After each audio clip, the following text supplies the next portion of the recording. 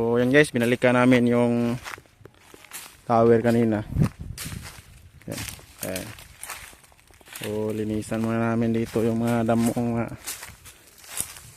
mga paligid, parang gubat na ito guys. Yan. So linisan namin guys. Kaya pala nagrereklamo yung mga customer natin. Tingnan nyo yung antenna natin guys, oh. Halos din na siya makita sa merong ano guys, merong ang tawag dito, parang passion fruit.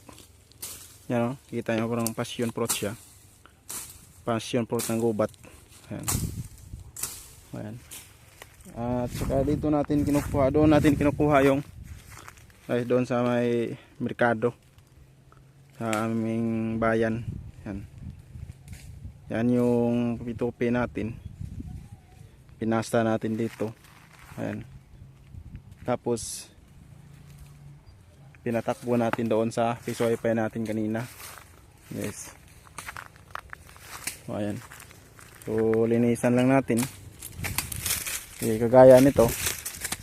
Nagreklamo yung ating binili na ng bindo dahil wala na daw yung internet. Ito pa lang yung dahilan kung bakit nawala yung internet natin. So yan guys, so natapos na namin siyang linisan. Ayan.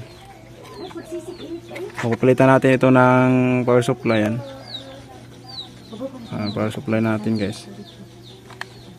Yan siya. Naka built in, ayan. Ayan, 12 volt 2 ampere. Ayan. So ano guys, ito po yung pang CCTV po ito, pero okay ito sa pang window.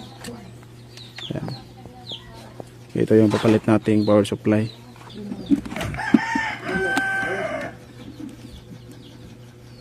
Ito siya maayos.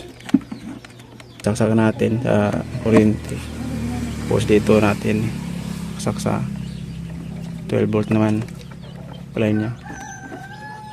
So ayan guys, titingnan natin kung mag-boot up yung ating board.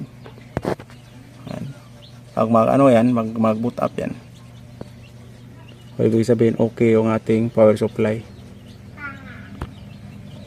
So ayan guys, nag-boot up yung ating board. So tayo natin tanggalin yung ayan, nagpatay siya. So ibig sabihin okay yung ating supply. Ayan.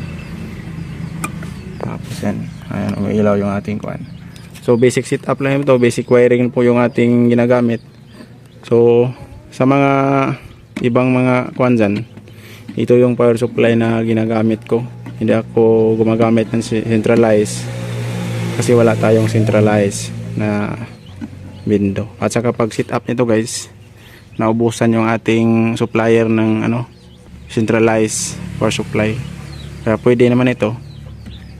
Okay, goods na mga goods ito. Ito yung ginagamit ko sa ibang mga window ko. Sinusubukan ko, okay naman siya. May pagkakataon lang talaga na masisira siya gaya nito. Masisira. So matagal kasing naka-deploy na dito. O yan yung ginagamit ko. Ngayon lang ito nasira. Yung power supply kanina guys. Na pinalitan natin ito. So tingnan natin. Okay na siya. Subukan natin siyang kuan, ayan, may ilaw na 5 ng kanyang ilaw. Ibig sabihin goods na ito. Na power up na rin yung board. Ayan, susubukan natin kung mayroon na siyang pwede nang makunikan. Try natin sa cellphone.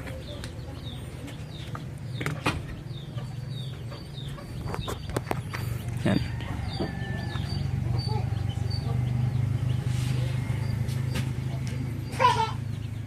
Ayan, Mactons Gaming 1. Ayan, dito tayo sa Mactons. Ayan, connected siya. So baka meron kasi akong oras kasi kaya diretso siya ng connected. Tingnan natin. Minsan kasi ganun. Ayan. Hindi siya nagre-direct sa akon. Ayan.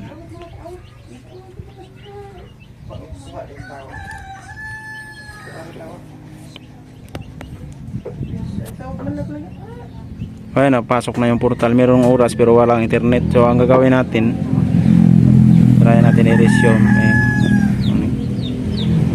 Kung wala pa rin siyang internet, pwede natin siyang i-restart. Kung meron pa siyang time. O Wi-Fi 5 so po yung ating kuhan, at saka bilan 15 yung gamit natin dito. So ibig sabihin okay na siya, pwede na siyang makakonektan. So i-restart na natin pag ganun wala siyang internet. Ayan, restart natin.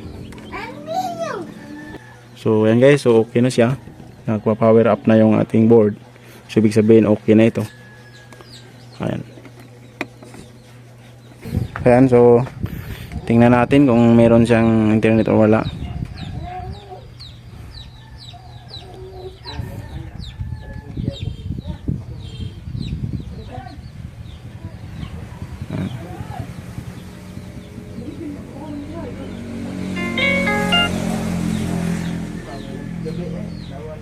Kaya naka-direct pa ito.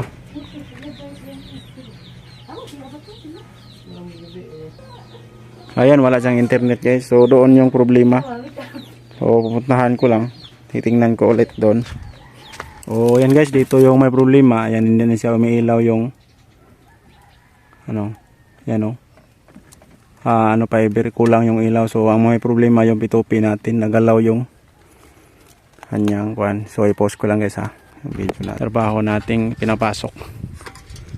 Ayan. Kailangan talaga siya ng tiyaga.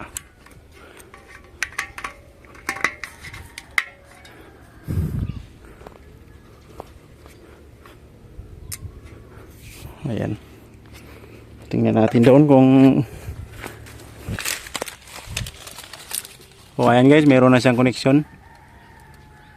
Ayan, naging 6 na yung ilaw ng media converter. So ibig sabihin okay na ito. Okay na yung ating P2P antenna. So ayan, babalikan ko yung window. Check natin doon kung meron na siyang internet. So titingnan ko guys kung merong internet yung direct tayo sa antenna. Forget natin. Let's connect tayo ulit.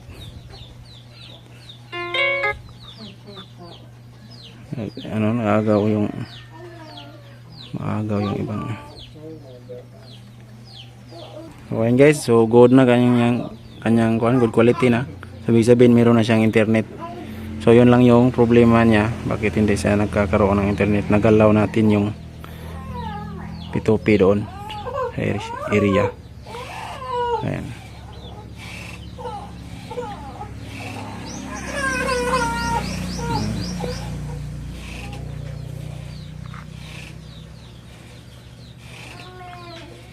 Ayan. Hintayin na, tingnan natin kung ilan na lang yung speed niya.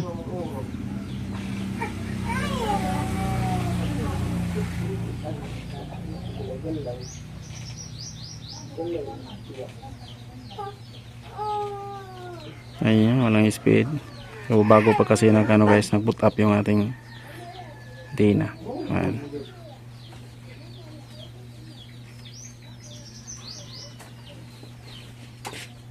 So ayan guys, hanggang dito yung ating pag-troubleshoot ng ating window na nawala yung internet. At saka nag-obtain yung IP address.